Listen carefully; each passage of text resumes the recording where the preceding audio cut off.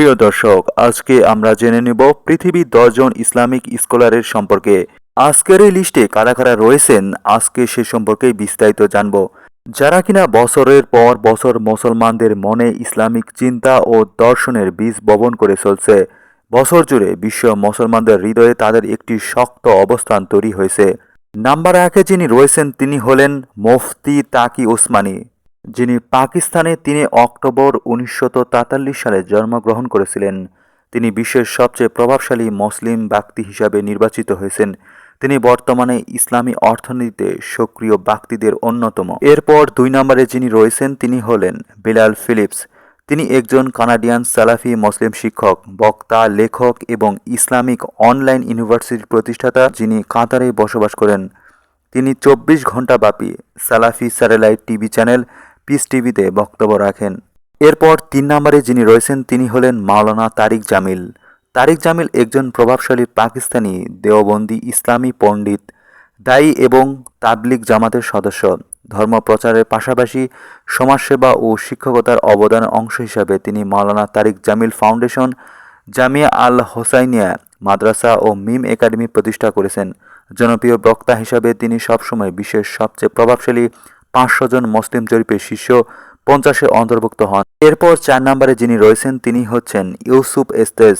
ইউসুফ এস্তেজ একজন American Muslim যাজক, যিনি ১৯৯১ সালে খ্রিস্টান ধর্ম থেকে ইসলাম গ্রহণ করেন।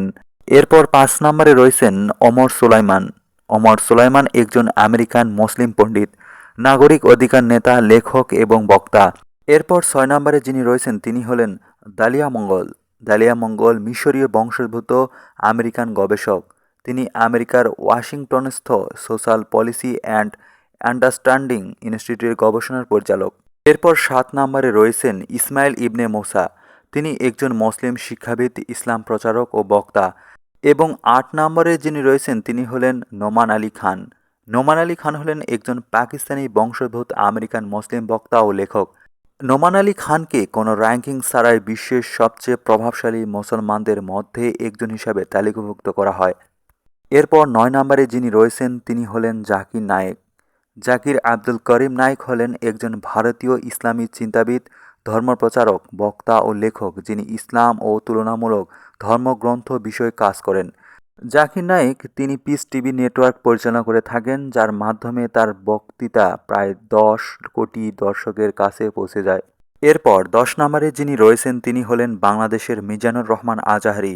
বাংলাদেশের এমন কোনো মানুষ নেই যে তাকে চেনে না। মিজানুর রহমান আজাহারি বাংলাদেশে যেভাবে ইসলাম প্রচার করেছে তা এর আগে কেউ কখনো করেনি। এর মধ্যে তিনি যে পরিমাণে ওয়াজ করেছেন তাতে রেকর্ড সংখ্যক মানুষ উপস্থিত ছিল। তো প্রিয় দর্শক, আপনি যদি বাংলাদেশ অথবা ভারত থেকে দেখে থাকেন এবং মিজানুর রহমান আজহারীর ফ্যান হয়ে থাকেন, অবশ্যই এই চ্যানেলটিকে একটি সাবস্ক্রাইব এবং লাইক দিয়ে রাখুন।